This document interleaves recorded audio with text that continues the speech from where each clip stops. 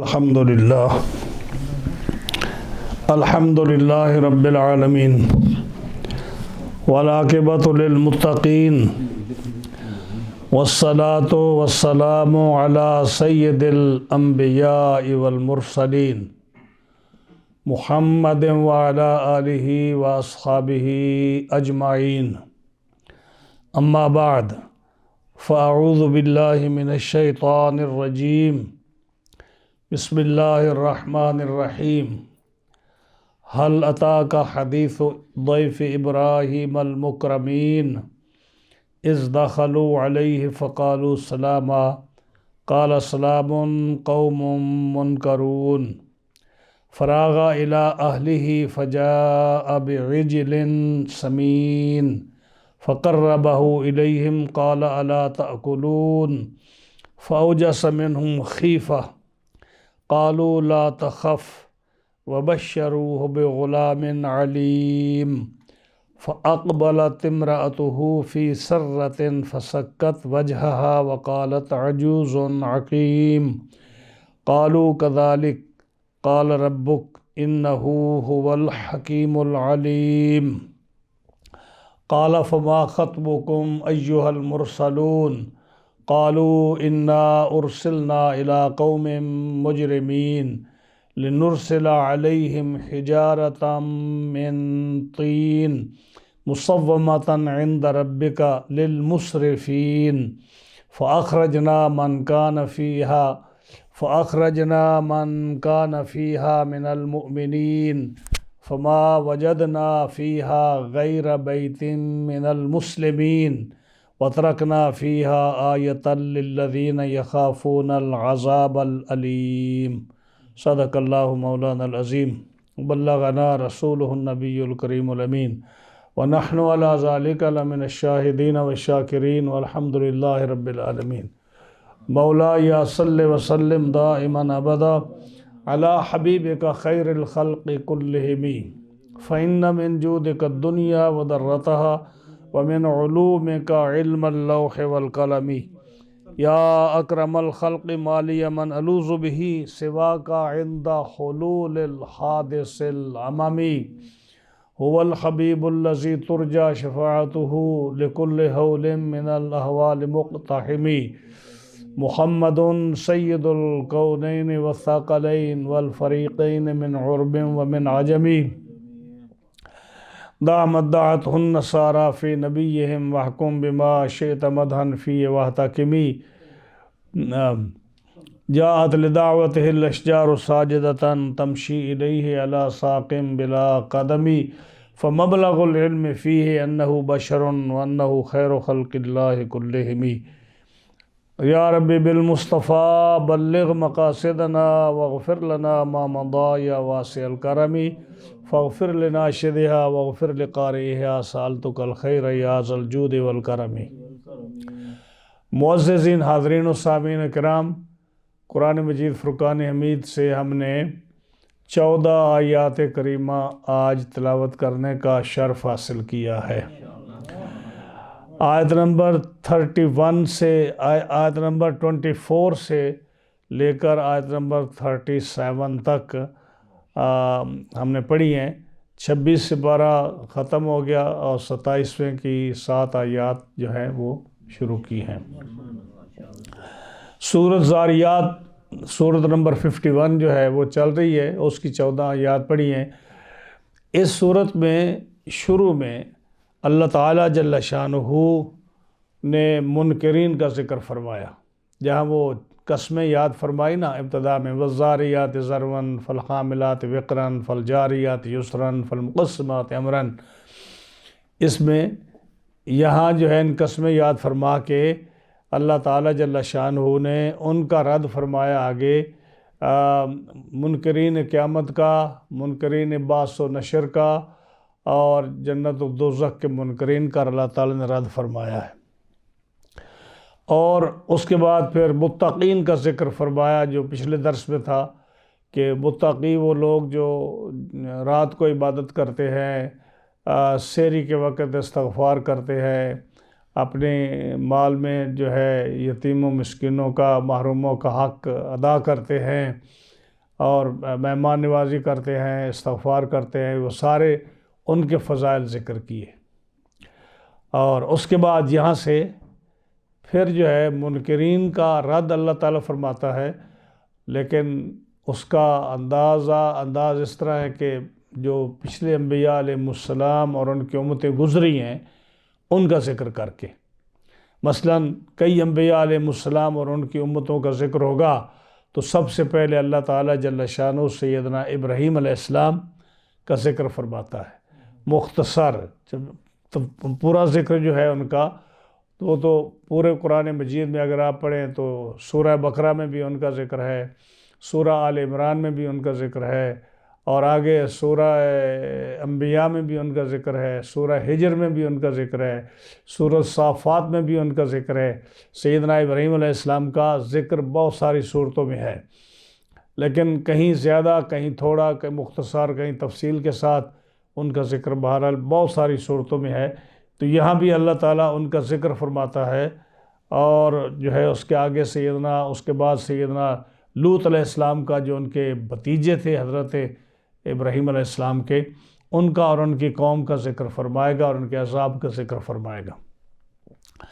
تو اللہ تعالیٰ فرماتا ہے جل شانہ، حل اتاک حدیث ضیف ابراہیم المکرمین، اے محبوب صلی اللہ علیہ وسلم، کیا تمہارے پاس ابراہیم علیہ السلام کے معزز مہمانوں کی خبر آئی؟ اس دخلوا علیہ فقالوا سلاما، جب وہ ان کے پاس آ کر بولے السلام علیکم کہا، حضرت ابراہیم علیہ السلام کے پاس جب فرشتے آئے تو انہوں نے کہا السلام کہا، تو آپ نے آگے قال السلام، آپ نے بھی ان کو سلام کا جواب دیا۔ قوم منکرون، اور پھر کہنے لگے، دن میں سوچنے لگے کہ یہ ناآشنا لوگ ہیں، جانے پہچانے لوگ نہیں ہیں یہ۔ فراغ الی اہلہ، تو پھر اپنے گھر گئے حضرت ابراہیم علیہ السلام، فجاء بعجل سمین، تو ایک موٹا تازہ بچھڑا، گائے کا بچہ، وہ ذبح کر کے اس کو روسٹ کر کے گھی میں تل کر پکا کر مہمانوں کے لیے لائے۔ فقربہ الیہم، یہ کھانا ان کے سامنے پیش کیا تو انہوں نے نہ کھایا، تو فرمایا قال الا تاکلون، کیا تم کھاتے نہیں ہو؟ فوجس، جب انہوں نے پھر بھی ہاتھ نہ لگایا، فوجس منہم خیفہ، تو اپنے جی میں ان سے ڈرنے لگے، خوف کھانے لگے اپنے دل میں۔ قالو، وہ بولے کہ لا تخف، ڈریے نہیں، وبشروہ بغلام علیم، ڈریے نہیں اور کوئی بات نہیں کی، لیکن ساتھ ہی انہوں نے ایک علم والے نوجوان لڑکے کی بشارت دی کہ ایک بیٹا آپ کو ملے گا، آپ جو جوانی تک صاحب علم ہو جائے گا، تو وہ بیٹے حضرت اسحاق علیہ السلام کی خوشخبری یا بشارت دی ان فرشتوں نے۔ یہ سن کر، چونکہ حضرت سارہ کی عمر جو تھی اس وقت 99 سال کی تھی، وہ عیاس ہو چکی تھی، مطلب عقیم اور جو ہے بانچ، یعنی اولاد کی اس وقت کوئی صورت نہیں تھی، تو انہوں نے سن کر فاقبلت امرأتہ، حضرت ابراہیم علیہ السلام کی وائف حضرت سارہ آئیں، فی سرۃ، چلاتی ہوئیں، یعنی ایسی بلند آواز سے بات کرتی ہوئی آئیں، فسکت وجہہا، پھر اپنے ماتھے پر، اپنی پیشانی پر یہ انگلیاں ایسے ماری، تعجب کی وجہ سے، حیرانگی کی وجہ سے۔ وقالت عجوز نکیم، اور کہنے لگی بڑھیا بانجھ، اور یہ خبر کہ بچہ ہوگا۔ قالو، فرشتے بولے کذالک، ہاں تمہارے رب نے اسی طرح کہا ہے، تمہارے رب نے ہمیں اسی طرح کہا ہے کہ ان کو بشارت دو، ان کے ہاں بیٹا ہوگا اسی حالت میں۔ قال ربک، کہا تیرے رب نے، فرمایا کہا تیرے رب نے، انہ هو الحکیم العلیم، بے شک اللہ تعالیٰ جو ہے وہ حکمت والا اور جاننے والا دانا ہے۔ یہ آیات جو تھی حضرت ابراہیم علیہ السلام کے بارے میں تھی، آگے حضرت لوط علیہ السلام کا ذکر اس کے بعد ذکر کرتے ہیں۔ یہاں جو ہے بہت ساری باتیں ہیں جو سمجھنے کرنے کی ہیں۔ پہلا تو یہ ہے کہ یہ اللہ تعالیٰ پوچھ رہا ہے اپنے محبوب علیہ السلام سے، کیا آپ کے پاس ابراہیم علیہ السلام کے مہمانوں کی، معزز مہمانوں کی خبر آئی ہے؟ اللہ پوچھ رہا ہے، تو اس کو نہیں پتا کہ بھئی آئی ہے یا نہیں آئی۔ ہاں جی، اگر حضور علیہ السلام کے پاس خبر آئی ہے تو پوچھ کیوں رہا ہے؟ ہاں جی، کیا اس کو علم نہیں ہے؟ حل عطا کا، اے محبوب کیا تمہارے پاس ابراہیم علیہ السلام کے معزز مہمانوں کی خبر آئی ہے؟ تو کیا اللہ کو نہیں پتا کہ آئی ہے یا نہیں آئی؟ تو کیوں پوچھ رہا ہے؟ اگر ہم قرآن مجید کو اس طرح ہی سمجھیں گے، پڑھیں گے کہ یہ دیکھیں گے کہ کہاں آیت آتی ہے جس میں اللہ پر اعتراض آتا ہے، کہاں آیت آتی ہے جس میں ہم رسول پر اعتراض کریں، کون سی آیت آتی ہے جہاں ہم صحابہ پر اعتراض کریں، کون سی آیت آتی ہے جس میں ہمارے عقل کے مطابق اہل بیت یا دیگر اولیاء پر اعتراض ہوتا ہے، تو ہم وہ ڈھونڈیں۔ تو یہ بڑی بدبختی ہے ہمارے لیے۔ یہاں جو ہے حل کا لفظ استعمال کر کے رب تعالیٰ جو ہے آپ کی عظمت بیان فرما رہا ہے رسول اللہ صلی اللہ علیہ وسلم کی، کہ اگرچہ ہم نے قرآن کریم میں یہ آیت بعد میں بھیجی ہے، لیکن آپ کو پہلے وحی کر کے ہم نے یہ واقعہ بتا دیا ہے۔ قرآن کی آیت تو بعد میں آئی، اس لیے اللہ پوچھ رہا ہے کہ اس سے پہلے بھی، کیونکہ ضروری نہیں کہ قرآن مجید کی آیات ہی حضور کی طرف وحی کر کے بھیجی گئی ہیں، اور بھی بہت ساری چیزیں ہیں جو حدیث قدسی ہے، دوسری احادیث ہیں جو اللہ تعالیٰ کی طرف سے رسول اللہ صلی اللہ علیہ وسلم کی طرف وحی آتی ہے، اس کا ذکر قرآن میں نہیں ہے۔ تو آپ صلی اللہ علیہ وسلم کو ابراہیم علیہ السلام کا واقعہ، یہ فرشتوں کا، یہ سارا پہلے بیان ہو چکا ہے۔ اللہ تعالیٰ فرماتا ہے کہ محبوب کیا آپ کے پاس جو ہم نے پہلے وحی بھیجی تھی جس کا ذکر قرآن میں نہیں ہے، کیا وہ آپ کے پاس آ گئی ہے، آپ کو معلوم ہو چکا ہے؟ تو یہ عظمت آپ صلی اللہ علیہ وسلم کی بیان ہو رہی ہے۔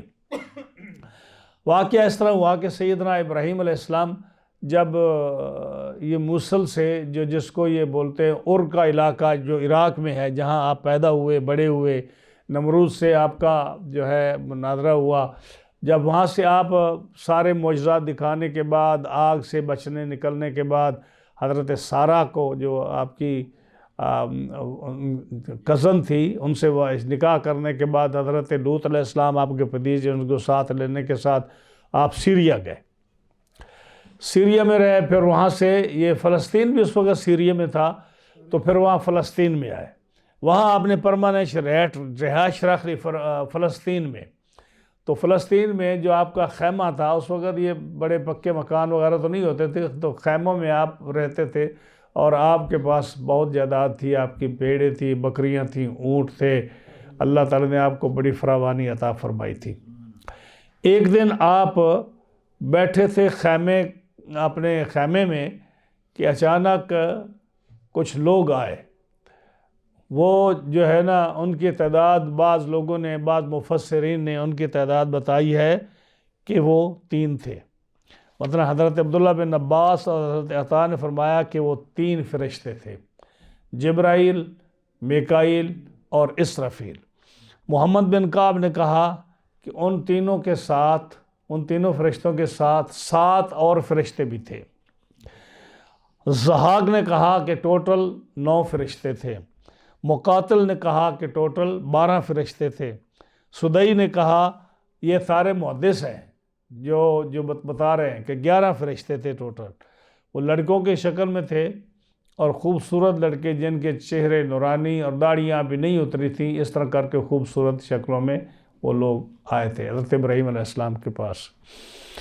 ابراہیم علیہ السلام جس علاقے میں رہتے تھے، وہاں کچھ لوگ جو تھے، وہاں لوگوں کے اندر سلام دعا کا رواج نہیں تھا، کیونکہ پورا علاقہ مسلمانوں کا نہیں تھا، اور کافروں کا تو کافر تو سلام نہیں کرتے ایک دوسرے کو، نہ ان کے تو اور الفاظ ہوتے ہیں، تو سلام کا رواج نہیں تھا آپ کے علاقوں میں۔ تو یہ آئے تو انہوں نے آپ کو سلام کہا، تو آپ حیران ہوئے کہ یہ مجھے سلام کیسے کر رہے ہیں، جبکہ میں ان کو جانتا نہیں ہوں، اسلامک علاقے میں سلام کا رواج نہیں ہے، تو یہ انہوں نے مجھے سلام کیوں کہا؟ تو آپ اس میں فکر میں پڑ گئے کہ یہ کون لوگ ہیں۔ ہاں جی، آپ نے بھی ان کو سلام کا جواب دیا، اور دیکھا تو آپ کو یہ اوپرے آدمی لگے، منکر، کاف پر جب زبر ہو منکر، تو منکر کے کئی معنی ہیں، تو ایک معنی یہ ہے کہ آپ کو بڑے اوپرے عجیب لوگ لگے جو دوسرے تھے۔ بعض علماء نے لکھا کہ ہر فرشتہ جو تھا اس کی شکل دوسرے سے نہیں ملتی تھی، یعنی ایک اور قوم کا جیسے آدمی ہوتا ہے، دوسرا اور قوم کا ہوتا ہے، تیسرا اور قوم کا ہوتا ہے، چوتھا اور قوم کا ہوتا ہے، تو ان کی شکل و صورت جو ہے مختلف تھی، تو آپ کو بڑے اوپرے لگے کہ یہ آدمی کیسے ہیں جو ایک جیسے نہیں ہیں، ایک قوم کے نہیں ہیں، اور کوئی کہیں کا لگتا ہے، کوئی کہیں کا لگتا ہے، کوئی کہیں کا لگتا ہے، یہ اس طرح کے لوگ آگے تو یہ کون ہیں؟ جب وہ آپ کے پاس آئے تو انہوں نے سلام بھی دیا، تو آپ نے، چونکہ آپ بڑے مہمان نواز تھے، آپ فراغا الی اہلہ، آپ کھسک گئے۔ راغا ماضی ہے، روغ اس کا مصدر ہے، تو روغ کا معنی ہوتا ہے کھسک جانا۔ آپ کو کھسنے کے معنی پتہ ہے نا؟ آپ بیٹھے ہیں نا، چپکے سے ایک آدمی تم میں سے نکل جائے مسجد سے باہر تو کسی کو پتہ نہ چلے ہاں جی، جیسے کوئی کام پڑ جائے کسی کو، کوئی بلائے کسی کو، کوئی بات یاد آ جائے، تو آپ جو ہے نا دیکھیں کہ لوگ مصروف ہیں تو آپ چپکے سے نکل جائیں، یہ ہے روغ آپ چپکے سے کھسک گئے اپنے گھر کی طرف، اور جا کر جو ہے نا ایک موٹا تازہ گائے کا بچہ، ینگ، کیا بولتے ہیں اس کو، جو بالکل جس کا گوشت بڑا لذیذ ہوتا ہے، ہاں جی، بالکل بچڑا جو ہوتا ہے، یہاں تو کئی نام ہیں نا گائے کے، مطلب جیسے بچوں کے نام ہوتے ہیں، پہلا بچہ ہوتا ہے، طفل ہوتا ہے، پھر ٹوڈلر ہوتا ہے، پھر کیا کیا ہوتا ہے، یعنی ہر 2 سال کے بعد اس کا نام بدلتا جاتا ہے انگلش میں۔ اسی طرح جو ہے نا، جب گائے کا بچہ تھا ینگ، اس کو انہوں نے پکڑا اور ذبح کر کے پکا کے نا اس کو گھی میں تل کر لائے ان کے سامنے، تو جب سامنے رکھا، ان کے قریب کیا، تو انہوں نے دیکھا، تو جب سامنے رکھا تو انہوں نے نہیں کھایا۔ آپ نے پوچھا کہ کیوں نہیں کھاتے اس کو، کھائیے اس کو، لیکن پھر بھی انہوں نے ہاتھ نہیں لگایا۔ جب ہاتھ نہیں لگایا تو آپ کو تھوڑا سا دل میں خوف پیدا ہوا۔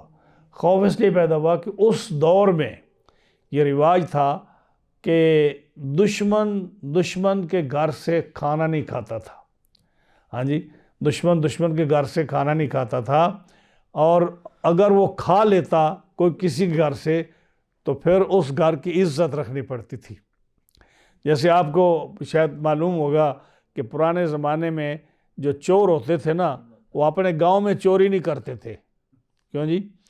چور جو ہوتے تھے، ڈاکو چور، اپنے علاقوں میں چوری نہیں کرتے تھے۔ وہ کہتے تھے کہ یہ ہمارا یہ گاؤں ہے، ہماری بہنیں بیٹیاں یہاں رہتی ہیں، تو ان کو کیوں چوری کریں، شرمندگی ہوگی اگر پکڑے جائیں گے، تو ویسے بھی ٹھیک نہیں، تو دور جاتے۔ اگر یہ چوری جائز نہیں ہے، لیکن وہ کیا کرتے کہ اپنے علاقے میں چوری نہیں کرتے تھے، اپنے گاؤں میں، اپنے جانے بوجھ علاقے میں۔ تو اس دور میں بھی یہ تھا کہ اگر کسی کے گھر سے روٹی کھا لیتے تو پھر اس کا ساری زندگی اس کا خیال رکھتے کہ بھئی ہم نے ان کا نمک کھایا ہے تو ان کی عزت کرنی ہے، لڑائی نہیں لڑتے تھے۔ اور اگر کوئی دشمن ہوتا تو دشمن کے گھر سے بالکل کھانا نہیں کھاتا تھا۔ آج کل کا رواج نہیں کہ اندر سے بالکل کینچی کی طرح، چھری کی طرح کاٹتے ہیں، لیکن کھانے پر آپ کسی کو منع نہیں کرتے، کہتے ہیں دعوتیں اڑاؤ خوب مزے سے اس کو۔ تو جب انہوں نے کھانا نہیں کھایا تو آپ نے چونکہ محسوس کیا کہ یہ کہیں میرے دشمن نہ ہوں، مجھے نقصان نہ پہنچائیں، اس لیے آپ کو تھوڑا اس کا خوف پیدا ہوا۔ تو جب انہوں نے ہاتھ نہیں اٹھایا، آپ نے پوچھا، آپ نے فرمایا، فرمانے کے باوجود انہوں نے نہیں کیا، تو وہ بولے ان کا، ابراہیم علیہ السلام ڈریے نہیں، ہم اللہ کے فرشتے ہیں جو آپ کے پاس آئے، اور ساتھ ہی انہوں نے بشارت دے دی حضرت اسحاق علیہ السلام کی۔ اس وقت آپ کی عمر، ایک بعض حضرات نے لکھا ہے کہ آپ کی عمر 100 سال کی تھی، ہاں جی۔ صاحب تفسیر بہزاوی، انہوں نے لکھا کہ ابراہیم علیہ السلام کی عمر 100 سال تھی اور حضرت سارہ کی عمر 99 تھی، اور بعض نے لکھا ہے کہ حضرت سارہ کی عمر 90 سال تھی۔ تفسیر مظہری قاضی ثناء اللہ صاحب، انہوں نے لکھا کہ آپ حضرت سارہ کی عمر 90 سال کی تھی، ابراہیم علیہ السلام کی عمر 100 سال کی تھی۔ تو یہ دوسرا بیٹا تھا آپ کے ہاں۔ حضرت اسماعیل علیہ السلام پیدا ہوئے جب آپ کی عمر 86 سال کی تھی، ہاں جی، تو حضرت ابراہیم علیہ السلام کے بعد حضرت سارہ کے ہاں اولاد نہیں تھی، ان کی عمر جب 90 ہو یا 99 ہو جو بھی ہو، تو وہ اس سن کو پہنچ چکی تھی کہ نہ ان کو جو تھا کوئی بچے پیدا ہونے کی امید رہی، کیونکہ حیض آنا بند ہو گیا، اور سن ایاس کو پہنچ گئی۔ عقیم، قرآن مجید نے عقیم کا لفظ فرمایا۔ عقیم وہ ہوتا ہے کہ اگر مرد عورت سے ہم بستری بھی کرے تو وہ جو منی مرد کی ہے اس کو عورت کا رحم قبول ہی نہیں کرتا، یعنی بچہ پیدا ہونے کا سوال ہی پیدا نہیں ہوتا۔ تو یہ جو ہے نا وہ حکیم تھی، ان کو امید ہی نہیں تھی۔ تو جب انہوں نے سنا، وہ چونکہ وہ بھی خدمت میں تھی، بچڑا پکانے میں، مہمان نوازی کی خدمت میں ابراہیم علیہ السلام کے ساتھ، تو اتنا بڑا ہاؤس تو نہیں تھا کہ جو بہت بڑا کئی ایکڑوں میں ہو، وہ ایک خیمہ تھا، ایک کونے میں آپ کھڑی تھی اور آپ سن رہی تھی فرشتوں کی باتیں ابراہیم علیہ السلام کے پاس۔ جب انہوں نے بشارت دی تو آپ چل کے آ گئی، فاقبلت امرأتہ، آپ کی بیوی جو ہے حضرت سارہ، وہ چل کر آ گئی، فی سرتن، سرت کہتے ہیں ایسی آواز نکالنا جو ناموافق، مطلب ہے کہ جو کیا بتاؤں میں، آواز جو ہے نا سرتن یعنی غیر معمولی آواز، یعنی جو روٹین میں بولی جاتی ہے نا وہ آواز نہ ہو، گھبرائی ہوئی آواز یا غیر معمولی آواز میں، اسی لیے یہ سریر القلم بھی بولتے ہیں اس کو۔ آپ دروازہ جو ہے نا جب دروازہ بند کرتے ہیں تو اس کی بھی چیخنے کی آواز آتی ہے، بعض اگر دروازہ جو ہے نا صحیح نہ ہو تو دروازے کی، اس کو بھی کہتے ہیں کہ سریر الباب، اب دروازے کی آواز نکل رہی ہے، اس کی دروازے کی آواز بھی عجیب ہوتی ہے۔ یا قلم میں سے جب آپ لکھتے ہیں تو اس کی آواز نکلتی ہے، اسی لیے وہ عرش والی قلم جو ہے لوح محفوظ والی، اس کا ذکر بھی آتا ہے۔ نبی کریم علیہ السلام فرماتے ہیں کہ اسمع سریر القلم، جب ماں کے پیٹ میں تھا تو قلم کے چلنے کی آواز میں سنتا تھا جو لوح محفوظ پر لکھتی تھی۔ تو یہاں سرتن اسی سے آیا ہے۔ تو سرتن کا معنی کیا ہے کہ چلاتی ہوئی غیر معمولی آواز سے آپ آئیں حیران ہو کر کہ میری اس عمر میں مجھے بچہ ملنے والا ہے۔ ہاں جی، فسکت وجہہا، اور آپ نے اپنے چہرے پر ہاتھ مارا۔ یہاں سے شیعہ لوگ نکالتے ہیں کہ ماتم جائز ہے، کہ حضرت سارہ نے جب سنا تو آپ نے چہرے پر ہاتھ مارا، ماتم کیا، چہرے کو پیٹا، تو یہ جو ہے نا ماتم قرآن سے ثابت ہے۔ ہاں جی، وقالت عجوز حکیم، اور کہا کہ بڑھیا بانجھ، اس کو بچہ ملے گا۔ تو فرشتوں نے کہا اسی طرح ہے، تیرے رب نے حکم دیا ہے۔ اب ہم اس پر گفتگو کرتے ہیں۔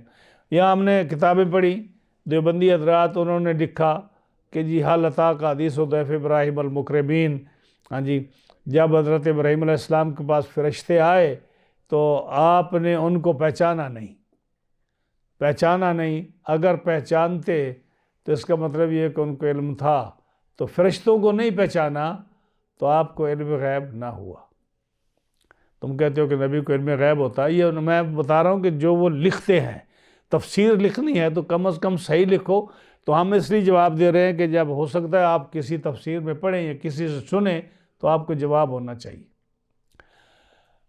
ہمارا عقیدہ یہ ہے کہ نبی کریم صلی اللہ تعالیٰ علیہ وسلم کو علم غیب، ہر چیز کا علم کب ملا؟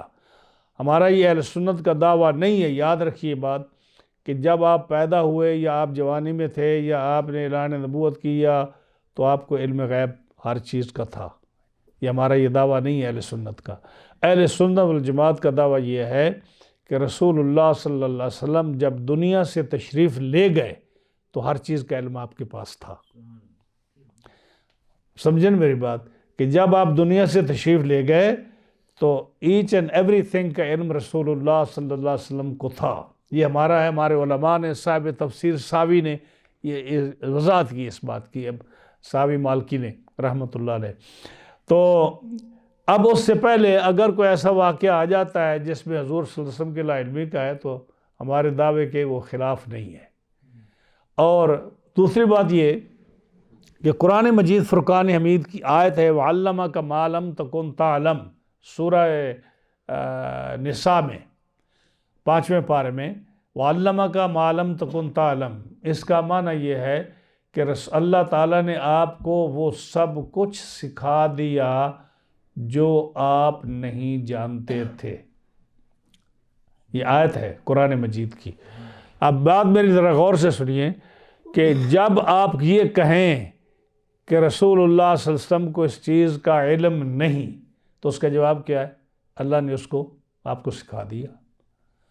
یعنی اگر جب یہ آیت نازل ہوئی اس کے بعد آپ کوئی آیت دکھا دیں، یعنی ایک جو علمہ کا ما لم تکن تعلم، یہ سورہ نساء ہے، اس آیت کے نازل ہونے سے پہلے اگر آپ کوئی چیز دکھائیں کہ آپ صلی اللہ علیہ وسلم کو اس چیز کا علم نہیں تھا تو ہم مان جائیں گے، اگر آپ کی بات صحیح ہوئی تو۔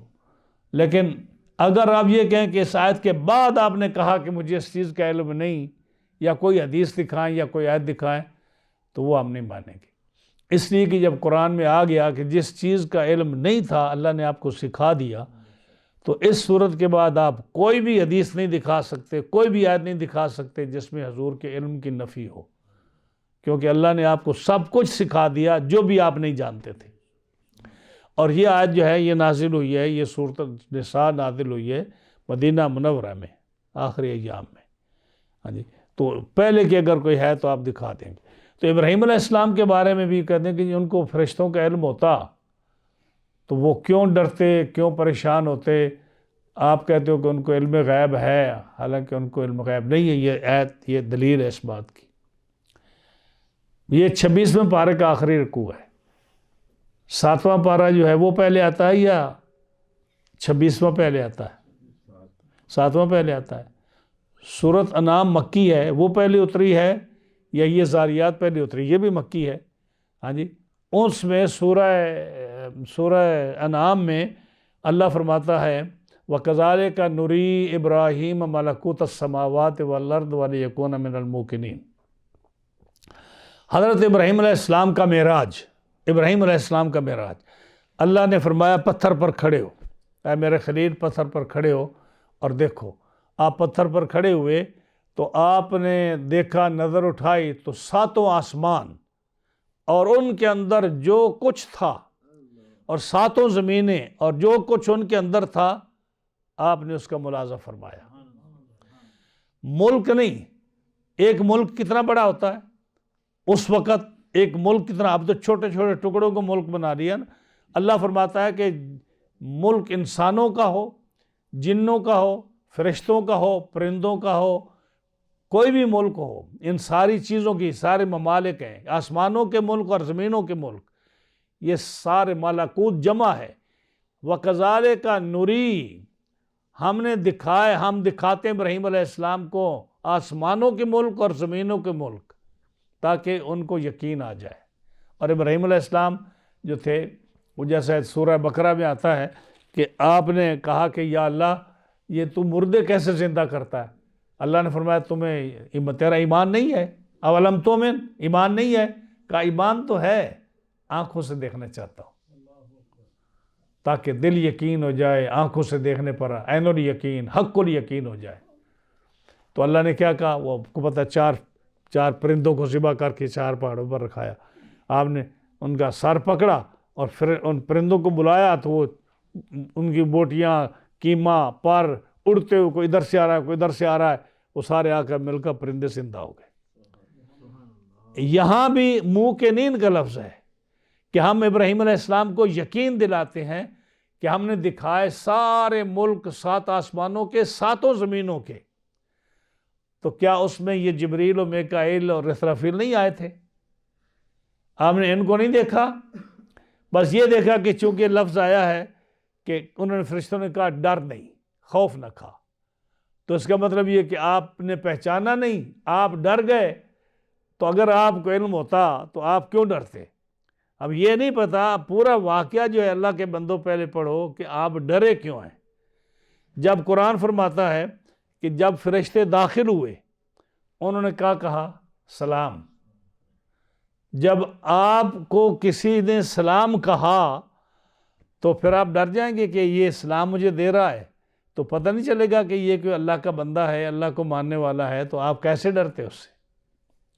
فرشتوں نے ان کو سلام بولا۔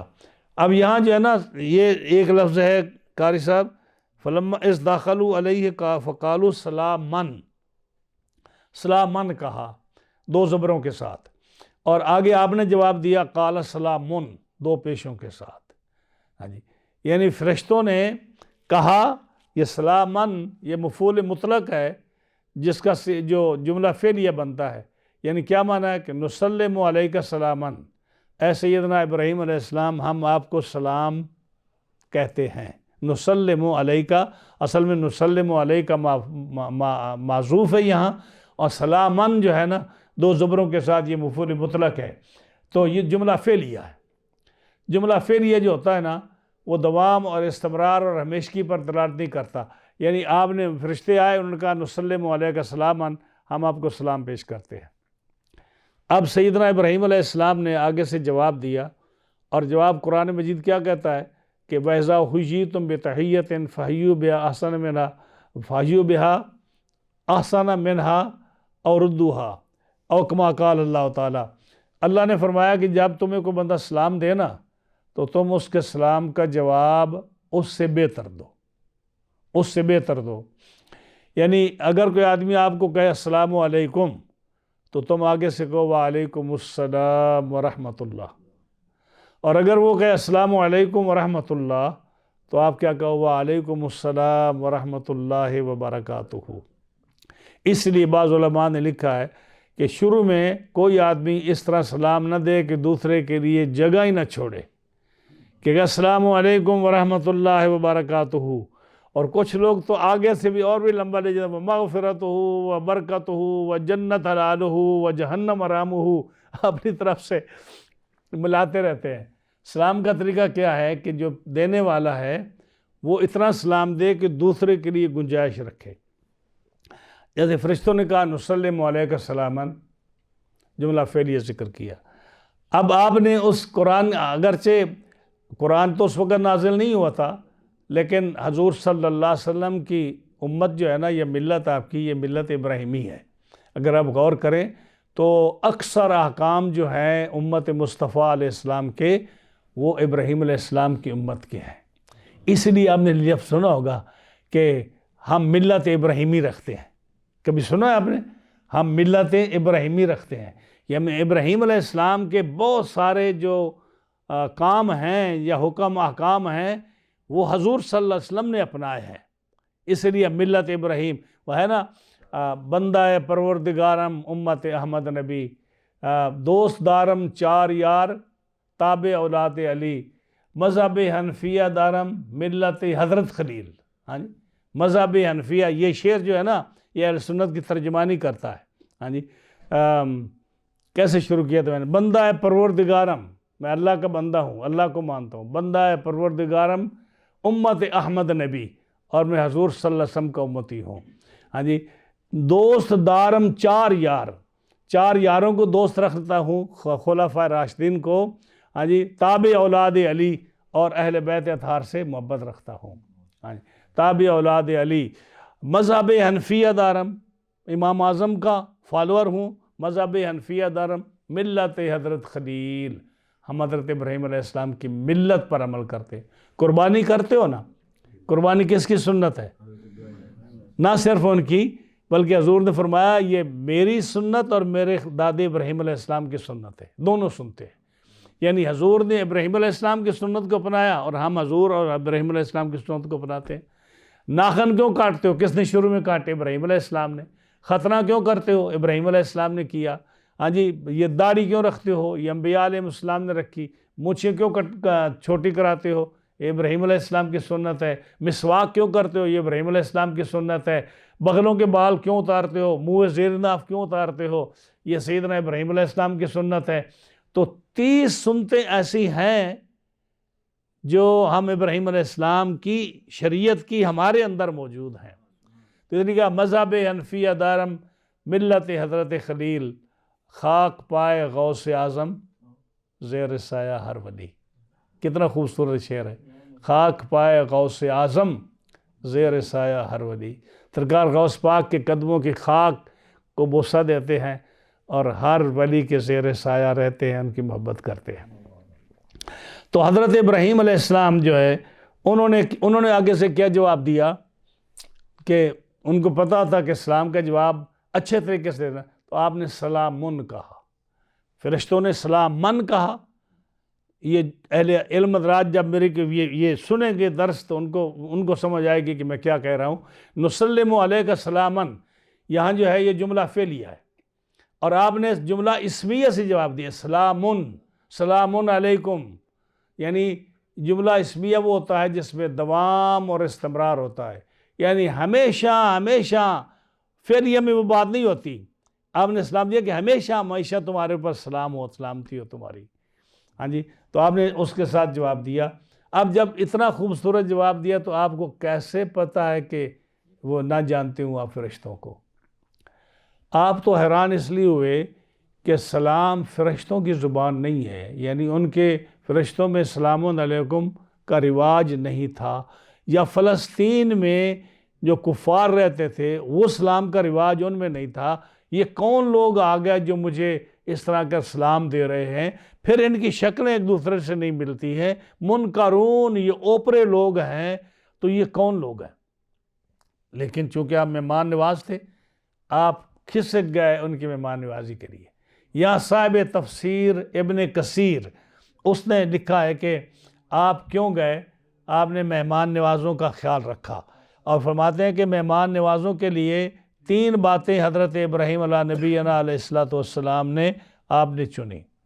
ایک تو یہ کیا آپ نے کہ جب وہ آئے نا، آپ نے ان سے پوچھا نہیں کہ آپ کون ہو، یعنی جب وہ آئے آپ نے پوچھا نہیں۔ یہ مہمان نوازی کی نبی کریم علیہ السلام نے فرمایا نا، آپ نے فرمایا، بہت حدیثیں فرمائی مہمان کے بارے میں، فرمایا کہ جو شخص اللہ اور قیامت پر ایمان رکھتا ہے وہ مہمان کی عزت کرے۔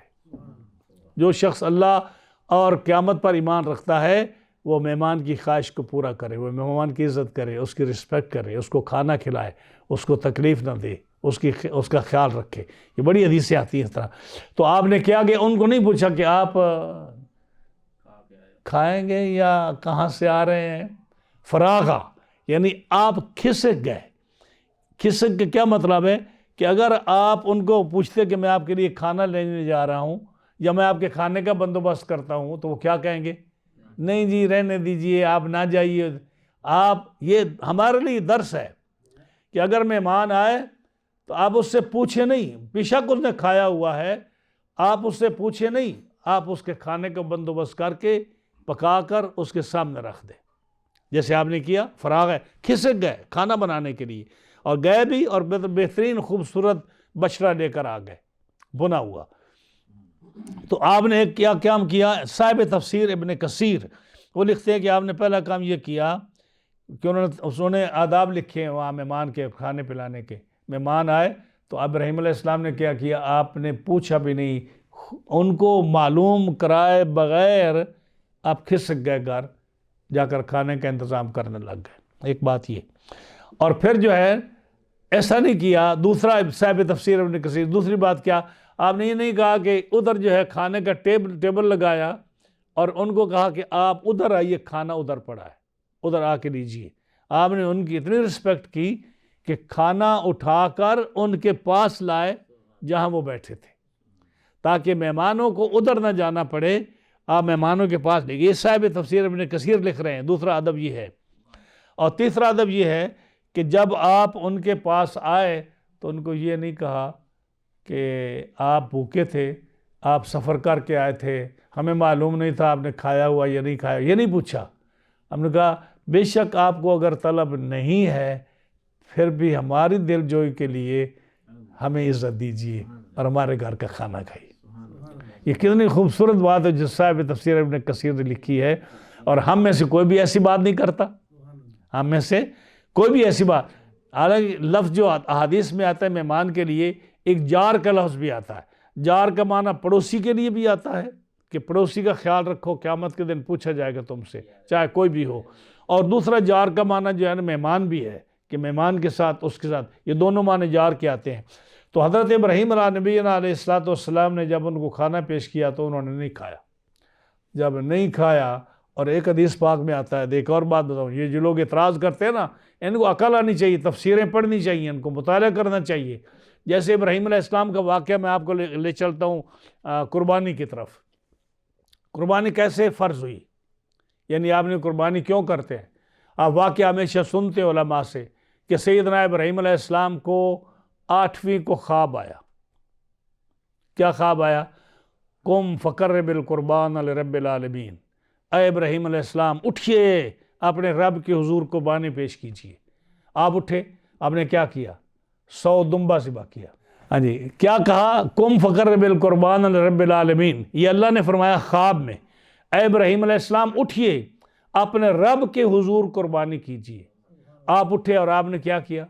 100 دمبا ذبح کیا، پہاڑوں پر رکھا، آگ آئی لے گئی، قبول ہو گئی۔ دوسری رات کو پھر خواب آتا ہے، اے ابراہیم علیہ السلام اٹھئے، اللہ کے حضور قربانی کیجئے۔ آپ نے 100 گائے ذبح کی، اس کو رکھا، پہاڑوں پر رکھا، آگ لے گئی، وہ بھی قبول ہو گئی۔ پھر خواب آتا ہے، قم فقرب القربان لرب العالمین، ابراہیم علیہ السلام اٹھئے، رب کے حضور قربانی کیجئے۔ آپ نے 100 اونٹ ذبح کیا، وہ رکھا پہاڑوں پر، وہ بھی آگ لے گئی۔ اس کا مطلب یہ کہ آپ کی قربانی قبول ہو گئی۔ چوتھی رات پھر خواب آتا ہے، قم فقرب القربان لرب العالمین، اٹھئے، رب کے حضور قربانی کیجئے۔ اب آپ پریشان، ہاں جی، پریشان کیوں؟ کہ بھئی تو جو قربانی کے جانور تھے میں نے وہ کیے ہیں، اب میں سمجھوں کہ رب کیا فرماتا ہے کہ میں کیسے قربانی اس کی پیش کروں۔ پھر آواز آئے والدہ کا اسماعیل، جو سب سے پیارے اسماعیل، جن کو تم چومتے ہو نا، یہ ایک دل میں 2 محبتیں نہیں سما سکتی، لیکن رب کی محبت بھی اور اولاد کی محبت بھی، اپنے بیٹے کی قربانی کیجیے۔ اب یہاں دیکھیے کیا ہوا، یہ آپ نے کبھی نہیں سنا ہوگا، حدیث پاک ہے، آپ کو وحی آئی، اے ابراہیم مہمانوں کی تعظیم کیجیے، اے ابراہیم مہمانوں کی، جو مہمان آئے ان کی تعظیم کیجیے۔ یہ آپ کو کوئی نہیں سنائے گا، اے ابراہیم مہمانوں کی تعظیم کیجیے۔ آپ نے 9 فرشتے تھے یا 10 تھے یا 12 تھے یا 11 تھے یا 3 تھے، ہر ایک کے لیے ایک بکری ذبح کی۔ جب ذبح کر چکے تو پھر آواز آیا مہمانوں کی تعظیم کیجیے۔ آپ نے ہر ایک کے لیے گائے ذبح کی۔ جب وہ ذبح کر چکے تو پھر وہی آئی کہ اپنے مہمانوں کی تعظیم کیجیے، تو پھر آپ نے ایک اونٹ ذبح کیا ہر مہمان کے لیے۔ اب جب اونٹ ذبح کیا تو پھر آیا کہ اپنے مہمانوں کی تعظیم کیجیے۔ اب یہی جانور تھے جو ذبح کر چکے، جب تیسری بار آیا کہ اپنے مہمانوں کی تعظیم کیجیے، تو اس وقت سیدنا ابراہیم علیہ نبینا علیہ السلام ان کے پاس آئے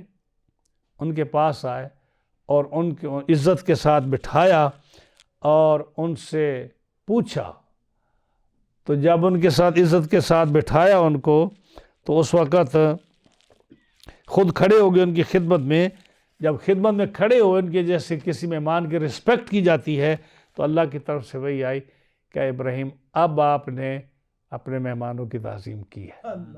کوئی ضروری نہیں کہ آپ جو ہے نا ان کو جو ہے ہاتھ پیر چومیں تو اس میں تعظیم ہوتی ہے۔ شیخ سعدی رحمۃ اللہ علیہ اپنی کتاب میں ایک واقعہ لکھتے ہیں، آپ نے فرمایا شنیدم کہ مرد است پاکیزہ بوم شناسا رہ روے در اقصائے روم۔ کہتے کہ ایک نیک آدمی کی میں نے بڑی شہرت سنی تھی کہ روم کے اوپر والے علاقے میں ایک بڑا نیک آدمی رہتا تھا۔ منو چند سالوک صحرا نورد برفتے بقاصد بدیدار مرد۔ ہم چند آدمی جو ہے نا، جو نیک آدمی تھے، صوفیوں بزرگوں کو ملنے والے، ہم چند آدمی چلے گئے وہاں اس کے ملنے کے لیے، زیارت کے لیے۔ ہم جب وہاں پہنچے، سرو چشم بر یک ببوسید و دست بتمکین و عزت نشاند و نشست۔ ہم وہاں گئے تو اس نے ہمارے ہاتھ چومے، ہم نے ہمارے جو ہے نا سروں کو بوسہ دیا، گلے لگایا، ہمارے رومالوں کو چوما۔ جیسے صوفی آدمی کو پائے نا کس جائے نا، تو کئی جو مکار صوفی ہوتے ہیں وہ آپ کے کپڑے چومیں گے، وہ آپ کے جو ہے نا سر پر بوسہ دیں گے، وہ آپ کے ہاتھوں کو اسی طرح اس نے بھی ہمارے ساتھ کیا۔ خیر اس نے ہمارے ہاتھ پیر چومے، بڑی عزت کی، کپڑے چومے، ادب سے بٹھایا وغیرہ، اور پھر رات آئی تو ہمہ شب نبودش قرار و حجوز تسبیح و تحلیل و مارا رجوع، جب ہم رات ہوئی تو وہ جو ہے نا تسبیح اور نفلوں میں اور زور سے وہ اس عبادت میں زور شور سے لگا رہا، اور ہمارے پیٹ میں چوہے بول رہے تھے، ہمارے پیٹ میں بھوک سے ہمارا برا حال، ہمیں نہ سجدہ قبول، نہ رکوع کر سکے، نہ سجدہ کر سکے، نہ تسبیح پڑھ سکے، کیونکہ ظاہر ہے جب اس نے کھانا نہیں پوچھا، ہاں جی، اور وہ عبادت کرتا رہا اور زور زور سے ذکر کرتا رہا، اور ہم بھوک سے بڑبڑاتے رہے، اور اس نے ہمارا، جب ہم دوسرا دن ہوا تو اس نے چائے بھی نہیں پوچھی، کھانا بھی نہیں پوچھا، تو کیا کیا؟ بخدمت منے دست بر کفش من مرا نان دے کفش بر سر بزون۔ شیخ سعدی رحمۃ اللہ علیہ فرماتے ہیں کہ جب دوسرا دن ہوا تو پھر اسی طرح جب ہمیں اس کے ملنے کے لیے گئے تو ہمارے بوسوں کو پاؤں کو بوسہ دے، ہمارے ہاتھوں کو بوسہ دے، جوتی کو پیر لگائے ادب کی وجہ سے۔ تو یہ شاعر تھے، نہیں کہتے، میں نے اس کو کہا بخدمت بنے دست بر کفش من، میرے جوتوں پر حضرت اپنا ہاتھ نہ رکھیے، یعنی جو آپ میری عزت کر رہے ہیں نا، میرے جوتوں پر اپنا ہاتھ نہ رکھیے، مرا نان دے، مجھے روٹی دے دیں اور یہی جوتی اٹھا کر میرے سر پر مار دیں۔ یعنی مجھے روٹی دینے کی بجائے میرے سر پر جوتا ماریں جس کو آپ چوم رہے ہیں، لیکن مجھے روٹی چاہیے۔ اور آج یہی حال ہے کہ آپ کے ہاں، میرے ہاں، ہمارے ہاں مہمان آ جائے تو پہلی تو بات یہ ہے کہ اگر پتہ چل جائے کہ وہ آ رہا ہے تو ہم کہتے ہیں کہ جی ہم تو سارے گھر پہ نہیں ہیں، ہم تو کینیڈا گئے ہوئے ہیں، 1 مہینے کے بعد آئیں گے واپس۔ اور اگر وہ آ بھی جائے تو پھر اس کو ایسی سٹوریاں بتاتے ہیں کہ کسی طرح سے جان چھوٹ جائے۔ یہ کہاں وہ بات رہی کہ سیدنا ابراہیم علیہ السلام مہمان کا، یعنی مہمان کے بغیر آپ کھانا نہیں کھاتے تھے، آپ کھانا نہیں کھاتے تھے، آپ ایسے مہمان نواز تھے کہ کھانا نہیں کھاتے تھے مہمان کے بغیر۔ بڑی آپ کی بڑی جو ہے واقعات آپ کے لکھے ہوئے ہیں۔ اور یہاں دیکھیے قرآن مجید فرما رہا ہے کہ مہمان آئے فراغ الی اہلہ، اور کھسک گئے، یعنی ان کو بتایا تک نہیں مہمان نوازی کا، اور پھر بشرا جو ہے ذبح کر کے آ گئے۔ جب سامنے رکھا اور آپ نے نہیں کھایا نا، فرشتوں نے نہیں کھایا، تو فرشتوں کے جبریل نے اپنا پر لگایا اس بچھڑے کو، وہ زندہ ہو کر بولتا ہوا بڑبڑ کرتا ہوا اپنی ماں کے پاس چلا گیا۔ یعنی تب آپ کو جو ہے نا، آپ کو معلوم ہے کہ یہ تو بڑے معزز فرشتے ہیں، اور ہو سکتا ہے ان کو پہلے بھی پتا ہو۔ اب خوف کی وجہ کیا تھی؟ خوف کی وجہ یہ تھی کہ حضرت ابراہیم علیہ السلام کے پاس جو فرشتے آئے وہ وہی لے کر نہیں آئے تھے۔ جب وہی لے کر نہیں آئے، کوئی کام ان کے ابراہیم علیہ السلام کے ساتھ نہیں تھا، تو ابراہیم علیہ السلام کو یہ خوف تھا کہ یہ کہیں کسی قوم کو عذاب دینے کے لیے نہ آئے ہوں۔ قرآن مجید سورہ ہود میں فرماتا حضرت ابراہیم علیہ السلام کے لیے ان ابراہیم لحلیم اواہ منیب۔ بڑی تعریف ہے کہ ابراہیم علیہ السلام بڑے جو رب کو یاد کرنے والے تھے، بڑے صبر والے تھے، حوصلے والے تھے، بڑے غریب پرور تھے، اور اللہ کی بارگاہ میں رجوع کرنے والے تھے۔ تو کسی قوم کو عذاب دینے کا آپ سوچ بھی نہیں سکتے تھے۔ آپ کے بارے میں آتا ہے نا کہ قیامت کے دن حضرت ابراہیم علیہ السلام کہیں گے فَمَن تَبِعَنِي فَإِنَّهُ مِنِّي، اے اللہ تیرے یہ جو بندے ہیں نا میدان محشر میں، ان میں جو نیک ہے وہ میرا ہے۔ فَمَن تَبِعَنِي فَإِنَّهُ مِنِّي، جو نیک ہے وہ مجھے دے دے، میرا ہے۔ وَمَنْ عَصَانِي، اور جو گناہ گار ہے فَإِنَّكَ غَفُورٌ رَحِيمٌ، تو غفور الرحیم ہے، ان کو بھی بخش دے۔ یہ ایسے آپ کریم تھے، حلیم تھے۔ تو آپ نے جو ہے نا، حضرت ابراہیم علیہ السلام اتنے حلیم تھے، آپ کو خوف یہ تھا، یہ جو تخاف کا لفظ آتا ہے، کہ کہیں یہ کسی قوم کو عذاب دینے کے لیے نہ آئے ہوں۔ اسی لیے انہوں نے ابراہیم علیہ السلام کو کہا آپ ڈریے نہیں، ہم آپ کے لیے کوئی حکم نہیں لے کے آئے۔ لیکن جب بعد میں آپ نے پوچھا، اگلے درس آ رہا ہے، قال فما خطبکم ایھا المرسلون، اس میں آپ پوچھتے ہیں کہ اگر آپ میرے پاس جو آئے ہو اور کوئی حکم میرے لیے نہیں ہے تو پھر تم آئے کس لیے ہو، وہ دوسری اصل بات بتاؤ۔ پھر انہوں نے کہا انا ارسلنا الی قوم مجرمین، ہم مجرموں کے لیے آئے ہیں، اصل میں لوط علیہ السلام کی قوم کو ہلاک کرنے کے لیے آئے ہیں، ہم اس لیے آئے ہیں، آپ کے پاس ہمیں کوئی ایسا پیغام سوائے اس کے کہ ہم حضرت اسحاق علیہ السلام کی بشارت دینے کے، اور ہمارا آپ کے پاس کوئی کام نہیں۔ ہم آئے تو ہیں اصل کو اس کام کے لیے، لیکن ہم آپ کو بشارت دیتے ہیں حضرت اسحاق علیہ السلام کی۔ جب حضرت سارہ نے سنا تو وہ چلاتی ہوئی، یعنی اس آواز کے ساتھ آئیں جس میں ایسا بات نہیں کیا کرتی تھیں۔ اب چونکہ ان کی عمر 90 سال تھی اور ان کو امید بھی نہیں تھی اور وہ وقت بھی گزر چکا تھا، وہ کہتی ہیں کہ جب میرے جوانی میں جو میرا ٹائم تھا اولاد کا اس وقت نہیں ملی، اب میں حکیم بوڑھی ہو چکی ہوں تو مجھے اولاد کیسے ملے گی؟ ہاں جی، تو اس لیے انہوں نے دو تفسیریں یہ آتی ہیں فسکت وجہا۔ ایک تو یہ انہوں نے کہ تعجب کی کرتے ہوئے انہوں نے یہ ہاتھ کی جو انگلیاں ہیں یہ پیشانی پر رکھی، ایسے جیسے عورتوں کی عادت، تعجب ہوتا ہے نا تو اپنا چہرہ ایسے چھپا لیتی ہے، یہ عادت ہوگی اس وقت۔ مفسرین نے لکھا ہے تعجب کے وقت، عورتوں کی حیرانی کے وقت عادت یہ ہوتی ہے کہ ان ہاتھ کی انگلیوں سے ایسے پیشانی پر رکھ کر چہرہ چھپا لیتی ہے تعجب کرتے ہوئے، انہوں نے ایسا کیا۔ دوسرا معنی یہ ہے اس کا کہ آپ جب 90 سال کی عمر میں یا 99 سال کی عمر میں فرشتوں کی بات سنی، اسی وقت آپ کا خون جو حیض کا تھا وہ شروع ہو گیا۔ جب وہ آیا تو شرم کی وجہ سے آپ نے اپنے ہاتھ کے ساتھ اپنے چہرے کو ایسے چھپا لیا۔ یہ دو تفسیریں، بہت سارے تفسیر والوں نے یہ لکھا ہے۔ تو جب انہوں نے اپنا ہاتھ سے پیشانی پر رکھ کر اپنے چہرے کو چھپا لیا تعجب کی وجہ سے یا حیا کی وجہ سے، اب ماتم کہاں سے آ گیا؟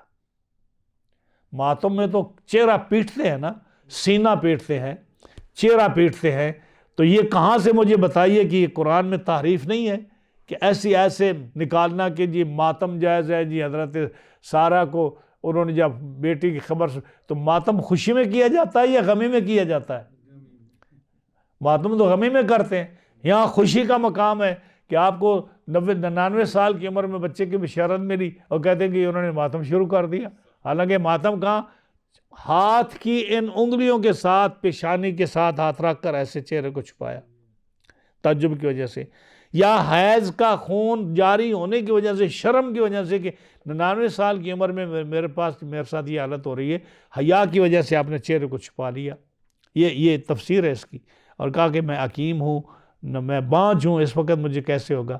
جب یہ کہا نا تو جبریل نے کہا مائی صاحبہ ذرا اوپر دیکھی چھت کی طرف، تو چھت کو دیکھا تو اس وقت یہ سیلنگ تو نہیں ہوتی تھی، اس وقت وہ تنے ہوتے تھے درختوں کے، خشک تنے جو ہوتے تھے نا، شتیر، وہ تھا نا شتیر کمرے کے اوپر جو تھا، تو جب اس کو دیکھا تو وہ لکڑی کا تھا، اس پر پھل بھی لگ گیا، اس پر پتے بھی لگ گئے اور وہ سرسبز ہو گیا۔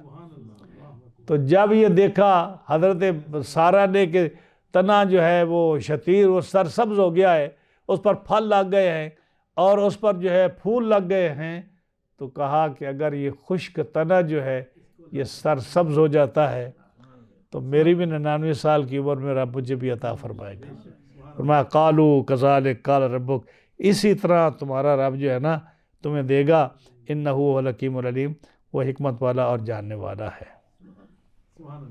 سبحان اللہ۔ تو نبی کریم صلی اللہ تعالیٰ علیہ وسلم کو اللہ تعالیٰ نے عزت کے ساتھ یہ واقعہ سنایا کہ آپ کے پاس جو ضیف، جو ایک سے لے کر زیادہ تک بھی بولا جاتا ہے، ضیف جو ہے یہ معنی واحد کے لیے متعدد کے لیے بھی لفظ آتا ہے کہ آپ کے پاس کتنے مہمان آئے، 3 آئے، 10 آئے، 9 آئے، 11 آئے، 12 آئے، جتنے بھی آئے وہ مکرمین معزز مہمان تھے۔ ان قرآن مجید میں آتا ہے نا فرشتوں کے بارے میں بل عباد مکرمون، یہ فرشتے عزت والے ہیں، تو یہی لفظ اللہ نے فرمایا معزز فرشتے آپ کے پاس آئے، انہوں نے آپ کو سلام دیا، وہ اوپرے تھے لیکن آپ نے ان کی مہمان نوازی کا حق ادا کر دیا۔ یہاں ایک نتیجہ علماء نکالتے ہیں، بڑی خوبصورت بات ہے، اصل میں ہمارے لیے نا وہ جو خلاصہ نہیں ہوتا کسی بات کا، وہ آپ کو بتا رہا ہوں۔ علماء فرماتے ہیں کہ حضرت آسیہ نے جب دیکھا نا کہ 90 سال کی 99 سال کی ہیں تو نا امید ہو گئی، سارہ، حضرت سارہ نا امید ہو گئی، لیکن جب جبریل نے کہا اور تنے کو دیکھا، شتیر کو دیکھا، تو پھر اللہ کی طرف سے امید ہو گئی۔ تو انسان کو کسی بھی حالت میں اللہ سے نا امید نہیں ہونا چاہیے کہ وہ رب جو سارہ کو اس عمر میں اولاد دے سکتا ہے، جو حضرت مریم کو بے موسم پھل عطا فرما سکتا ہے، اور اپنی مخلوق میں نا امیدوں کو امید ان کی بنتا ہے، وہ آپ اور ہم کو بھی کچھ دے سکتا ہے۔ آپ دیکھیے پیس میں آپ نے نام سنے بزرگوں کے، حضرت ابراہیم بن ادھم کے۔ ابراہیم بن ادھم کی کتنی عمر تھی؟ اور حضرت فضیل بن ایاز، یہ قادری سلسلے کے بزرگ ہیں، یہ ڈاکو ہوتے تھے، چور ہوتے تھے، چور نہیں ڈاکو۔ رات کو جنگل میں کوئی آدمی سفر نہیں کرتا تھا، قافلے ڈرتے تھے کہ یہ فضیل کا علاقہ ہے، یا اس رات میں فلاں اس علاقے سے نہ گزرو، یہ فضیل کا علاقہ ہے، وہ لوٹ لے گا ہمیں۔ عورتیں اپنے بچوں کو کہتی تھی رو نہیں، کہیں فضیل سن نہ لے کہ یہاں سے قافلہ گزر رہا ہے، وہ لوٹ لے گا تمہیں۔ ہاں جی، یہ فضیل وہ تھا، اور وہ سردار تھا ڈاکوں کا۔ بس ایک عورت نے اپنے بچے کو کہا کہ رو نہیں، کہیں فضیل سن نہ لے، یہ آواز ان کے کان میں پڑی۔ یا وہ تلاوت کر رہی تھی تو سورہ حدید کی آیت پڑھی، الم یعن للذین آمنوا ان تخشع قلوبہم او کما قال اللہ تعالیٰ، وہ آیت پڑھی آپ نے کہ جس کا مطلب یہ ہے کہ اللہ ہمیں مخاطب کرتا ہے، کیا ابھی تمہارا وہ وقت نہیں آیا کہ تم اللہ کے خوف سے ڈر کر اپنی بری حرکتیں چھوڑ دو اور اللہ کی اطاعت کر لو؟ یہ میسیج تھا۔ تو آپ عربی تو جانتے تھے، جب آپ نے یہ سنا تو اسی رات اسی آیت کو سن کر آپ نے توبہ کر لی اور توبہ کی۔ اور وہ اس وقت عمر ان کی بچے نہیں تھے، جیسے بچہ سکول میں جائے تو بہت کچھ سیکھ سکتا ہے۔ آپ کی عمر زیادہ تھی اس وقت، ابراہیم بن ادھم کی عمر اس وقت زیادہ تھی، اور مالک بن دینار ان کی عمر زیادہ تھی۔ یہ تینوں بزرگ جو ہیں، فضیل بن ایاز جو ہمارے قادری سلسلے کے بزرگ ہیں، اور مالک بن دینار ہیں، یا ابراہیم بن ادھم ہیں، یہ وہ بزرگ ہیں جو بڑی عمر کے ساتھ انہوں نے اسلام کی طرف اور دین کی طرف اور عبادت کی طرف رغبت کی۔ لیکن کیا ہوا؟ ابراہیم بن ادھم امام ابو حنیفہ کے شاگرد بنے، امام ابو حنیفہ کے شاگرد بنے، اور سبقت لے گئے، اتنی سبقت لے گئے کہ آپ کئی اولیاء سے آپ کا مقام بلند ہے حضرت ابراہیم بن ادھم کا۔ فضیل بن ایاز جو ڈاکو تھے، ان کی یہ حالت تھی کہ وہ سلسلہ قادریہ میں ایک بزرگ اور شیخ بنے جا کر، اور حضرت حسن بصری ان کے ہاتھ پر انہوں نے توبہ کی۔ اور پھر ایک وقت آیا کہ وہ نماز پڑھ رہے تھے، مصلی پر کھڑے تھے، اور پیچھے چند لوگ تھے، حضرت حسن بصری آئے، وہ بھی پیچھے آ کے انہوں نے نماز پڑھی۔ جب نماز پڑھی تو حضرت فضیل بن ایاز چونکہ قاری نہیں تھے، عالم نہیں تھے، حافظ نہیں تھے، نئی نئی توبہ کی ہوئی تھی، ابھی اتنا زیادہ دین کی رغبت اور معلومات نہیں تھیں، تو قرآن مجید جو ہے نا وہ موٹی الفاظ میں پڑھ رہے تھے۔ جیسے آپ پوچھ رہے تھے نا ربی یا لذیم ربی یا لذیم، تو اب ربی یا لذیم پڑھیں تو قاری کہیں گے یہ کیا کر رہا ہے، تو ربی یا لذیم پڑھیں تو وہ خوش ہو جائیں گے۔ تو جو سادے الفاظ میں قرآن پڑھ رہے تھے حضرت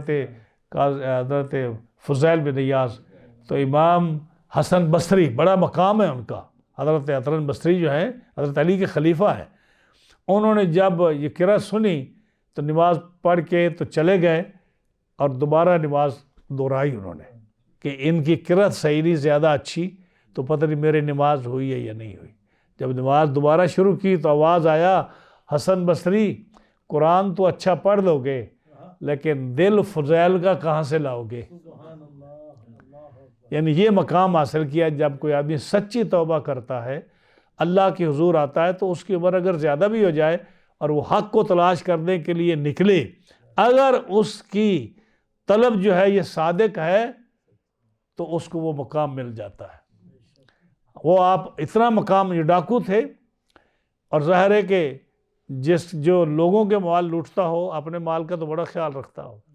اب آپ کا قیمتی جبہ ہوتا تھا وہ اتار کر پھینک دیتے، اور وضو کرنے کے لیے، استنجا کرنے کے لیے، یا تیاری کے لیے، عبادت کے لیے اس کو چھوڑ کر چلے جاتے.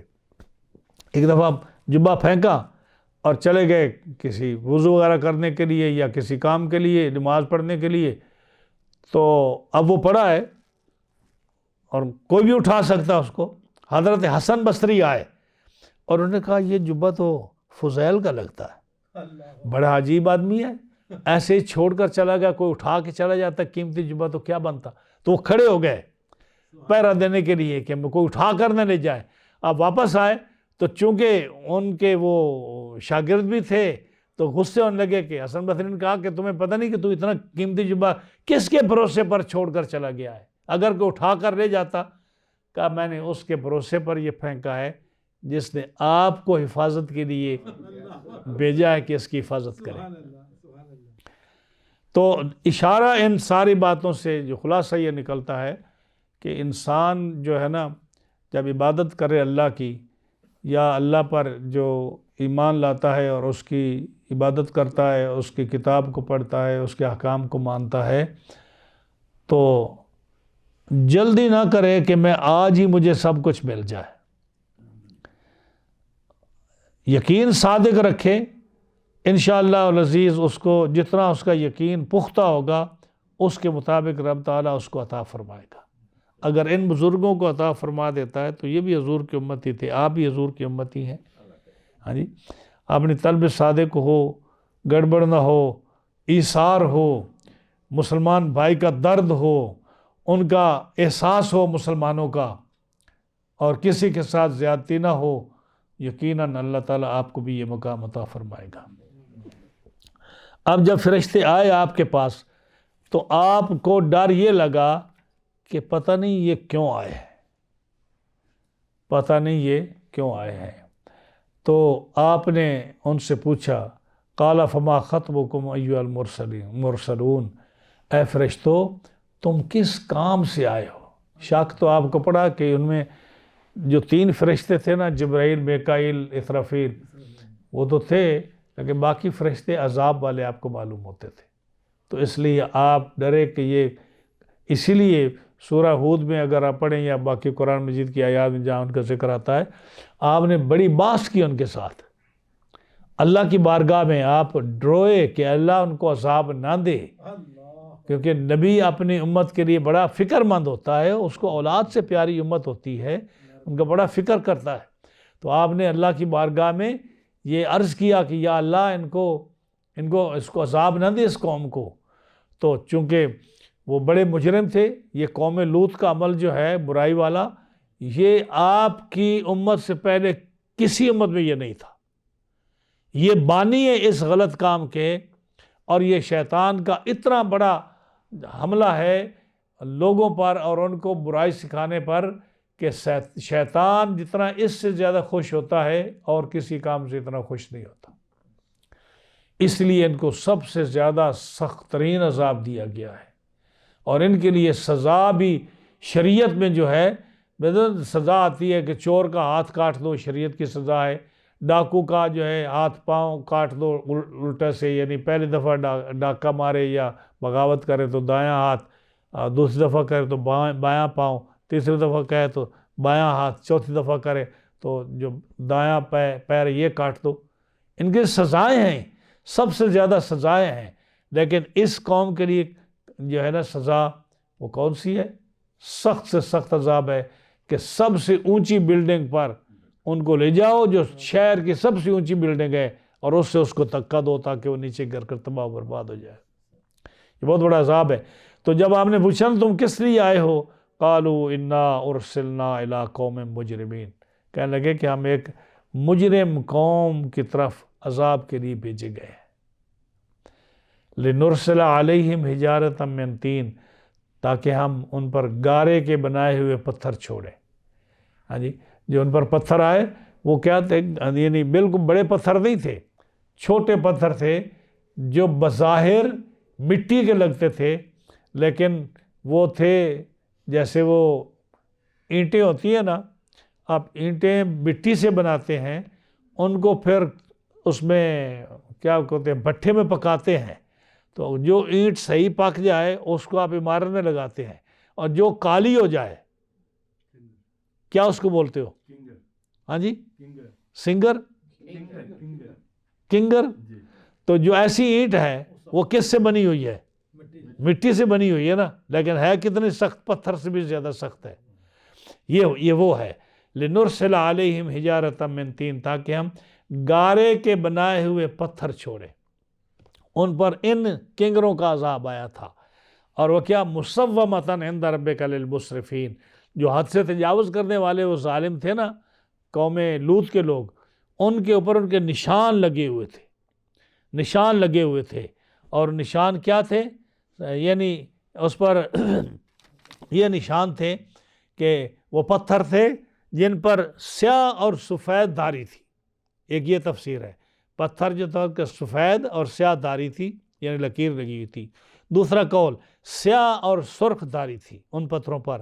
تیسرا کہ وہ عذاب کے لیے مشہور تھے کہ ایسے پتھروں پر جب کسی کو مارنا ہو تو اس طرح کے پتھر مارے جاتے ہیں۔ چوتھی تفسیر، ہر پتھر پر اس شخص کا نام لکھا تھا جس سے اس نے مرنا ہے۔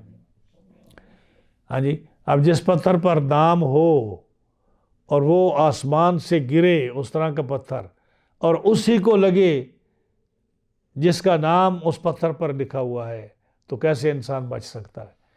اسی لیے ایک شخص اس قوم کا مکہ مکرمہ میں آیا تھا، تو کعبہ مکہ شریف میں آیا تو اس کو وہ پتھر نہیں لگا، پتھر انتظار کرتا رہا فضا میں۔ جب وہ مکہ شہر سے باہر نکلا تو اس کو وہاں پتھر آ کر لگا اس قوم کا۔ یعنی یہ تھا مُصَوَّمَةً عِندَ رَبِّكَ، رب کی طرف سے اس کا نشان لگا ہوا ہے اس پتھر پر کہ یہ کس کو لگنا ہے، تو اس سے وہ مرا آدمی۔ اور پانچواں یہ کہ وہ پتھر دیکھنے میں تو پتھر تھے لیکن بنے ہوئے مٹی کے تھے۔ یہ 5 تفسیریں اس کی ہیں۔ تو فرمایا ان پر نشانی لگی ہوئی تھی اپنے رب کی طرف سے تجاوز کرنے والوں کے لیے۔ فَأَخْرَجْنَا، اب حضرت ابراہیم علیہ السلام نے پوچھا کہ تم اس قوم جب آپ کی بات قبول نہ ہوئی، یعنی جو تقدیر مبرم ہوتی ہے وہ تو نہیں ٹلتی نا۔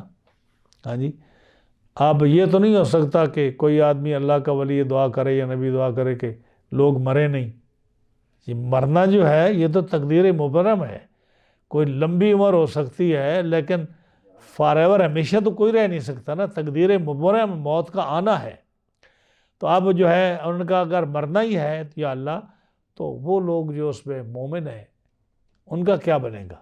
لوط علیہ السلام تھے، ان کی بیٹیاں تھیں 2، ہاں جی 2 بیٹیاں تھیں، اور تیسرا جو ہے بعض علماء نے لکھا کہ 13 آدمی مسلمان ہوئے تھے، لیکن بہت کم لوگوں نے لکھا کہ 13 آدمی مسلمان ہوئے تھے۔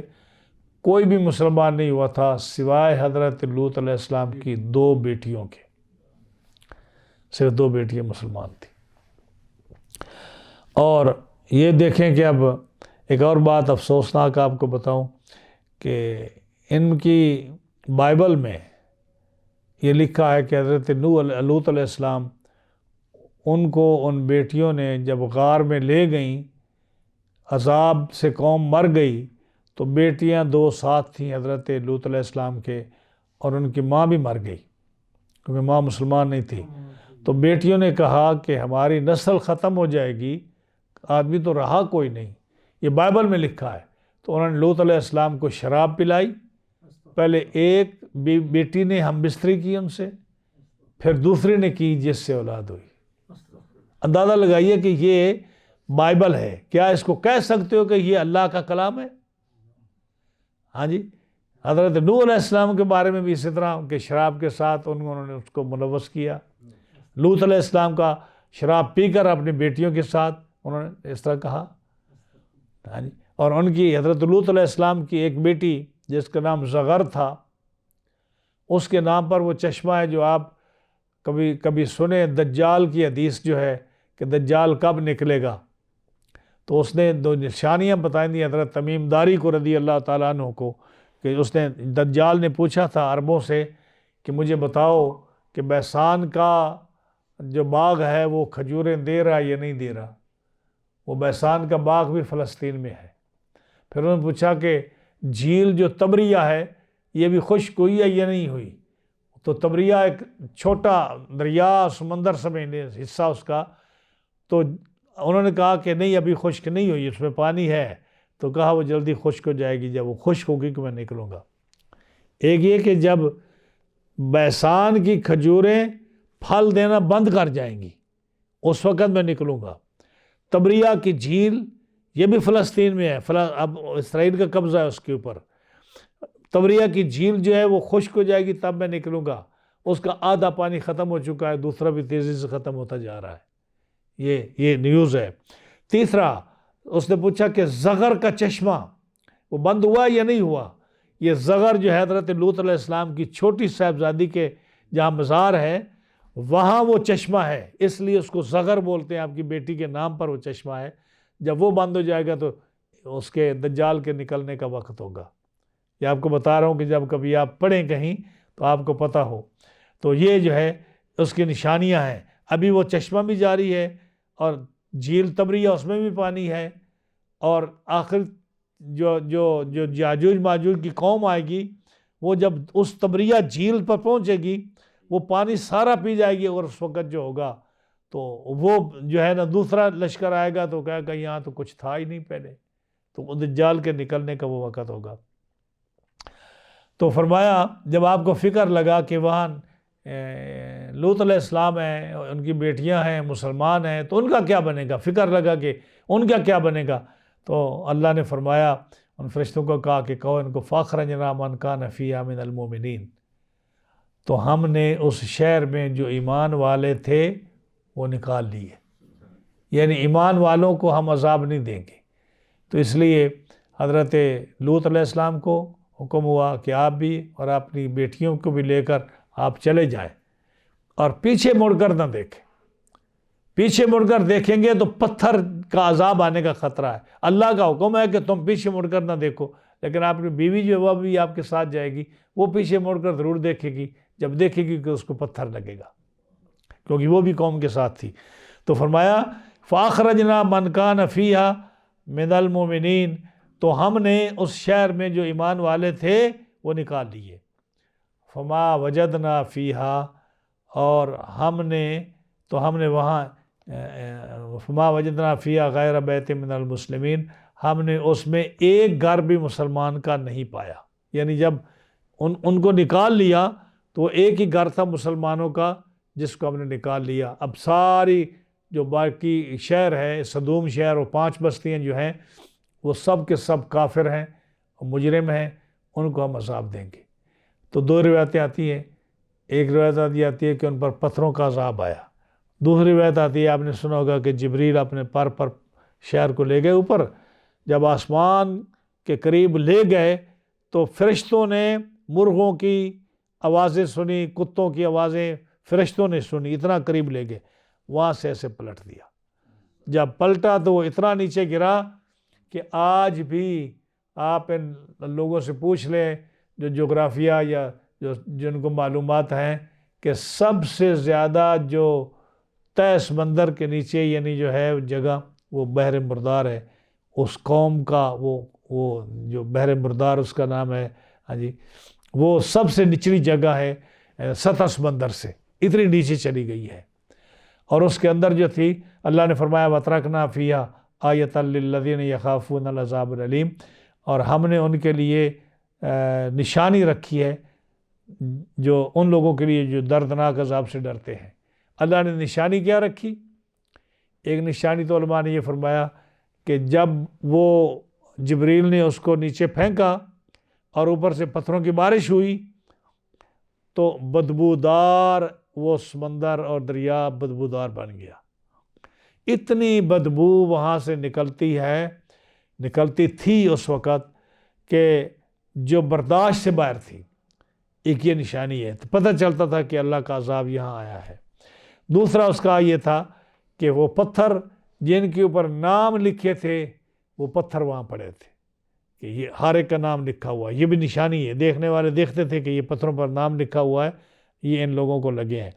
تیسرا یہ ہے کہ جب پتھر گرتے گئے وہ طے جمتی گئی، وہ سارے پتھر جو بھی کافروں کو لگے وہ محفوظ تھے۔ جو سیاح، جو عرب کی قوم سیر کرنے جاتی یا تجارت کرنے جاتی، وہ ساری چیزیں دیکھتی، ان پتھروں کو دیکھتی جن پر نام لکھا ہوا ہے، ان پتھروں کو دیکھتی، وہ طے بطے جمے ہوئے ہیں کہ یہ پتھر لگے ہیں ان کو، وہاں سے بدبو آتی، ان کو پتہ چلتا کہ یہ وہ جگہ ہے جہاں قوم لوط کو عذاب ہوا ہے۔ اب یہاں جو ہے ایک بات عرض کر کے ختم کرتا ہوں۔ یہاں پہلی آیت میں فرمایا کہ فَأَخْرَجْنَا مَنْ كَانَ فِيهَا مِنَ الْمُؤْمِنِينَ، ہم نے ان لوگوں کو نکال لیا اس بستی سے جو مومن تھے۔ دوسری آیت میں فرمایا فَمَا وَجَدْنَا فِيهَا غَيْرَ بَيْتٍ مِنَ الْمُسْلِمِينَ، ہم نے نہیں پایا اس بستی میں کوئی بھی گھر مسلمانوں کا سوائے اس ایک گھر کے۔ یعنی وہ تو ختم، نکال لیا نا، اب کوئی مسلمانوں کا گھر نہیں۔ اب یہاں پہلی آیت میں مومنین فرمایا، دوسری میں مسلمین فرمایا، یعنی ایک ہی بات کو، ایک ہی گھر کو، یعنی لوط علیہ السلام کے گھر کو مومن بھی کہا اور مسلم بھی کہا۔ تو یہ اسلام اور ایمان میں حالانکہ فرق ہے، ایمان اور چیز ہے، اسلام اور چیز ہے، تو یہاں قرآن مجید میں ایک واحد یہ جگہ ہے جہاں مومن اور مسلم کا اطلاق ایک ہی بات پر آیا ہے۔ تو اس کی وجہ کیا ہے کہ حالانکہ ان میں فرق ہے۔ سورہ حجرات کی آیت نمبر 14 میں آپ سن چکے ہیں کہ انہوں نے کہا ہم مومن ہیں، جب منافق آئے تھے کافر، تو اللہ نے فرمایا اے محبوب ان کو کہو کہ تم مومن نہیں ہو، اپنے آپ کو مسلمان کہو، مومن نہ کہو۔ مسلمان وہ ہوتا ہے جو اوپر سے بظاہر عبادت کرے اور لوگوں کو مسلمان معلوم ہو، اندر سے ہو یا نہ ہو۔ مومن وہ ہوتا ہے جو اندر سے مسلمان ہو۔ تو اس کی جو ہے نا نسبت عام خاص مطلق کی ہے۔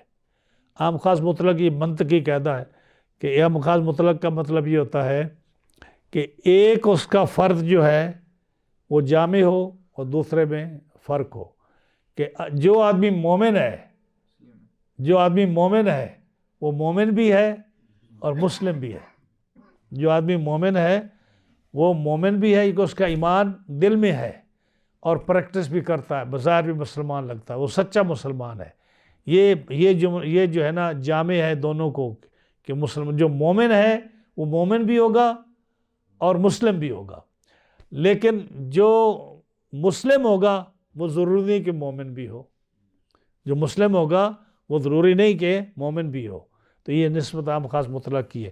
جیسے آپ دیکھتے ہو کہ جو وہ لوگ جن پر کفر کے فتوے ہیں، جو کلمہ تو پڑھتے ہیں، جیسے قادیانی ہیں، قادیانی کلمہ پڑھتے ہیں نا، اپنے آپ کو مسلمان کہتے ہیں، لیکن آپ ان کو مومن کہیں گے؟ تو یہ مثال ایک آپ کو دیتا ہوں۔ بہائی ہیں جو بہاءاللہ کو نبی سمجھتے ہیں، یا پرویزی ہیں جو قرآن کا انکار کرتے ہیں، یا قادیانی ہیں جو حضور صلی اللہ علیہ وسلم کی یا باقی انبیاء کا انکار کرتے ہیں، یا اپنے آپ کو مسلمان کہتے ہیں، تو مسلمان کہتے رہیں لیکن یہ مومن نہیں ہے۔ لیکن جو مومن ہے وہ مومن بھی ہے، مسلم بھی ہے۔ یا وہ ذکر ہے جو مومن و مسلمان کو اکٹھا ذکر کیا، یہ سورت زاریات کی 35 اور 36 آیت ہے۔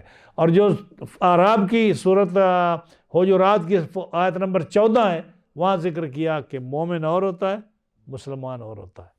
اللہ تعالی ہم تمام کو قرآن فہمی کی توفیق عطا فرمائے۔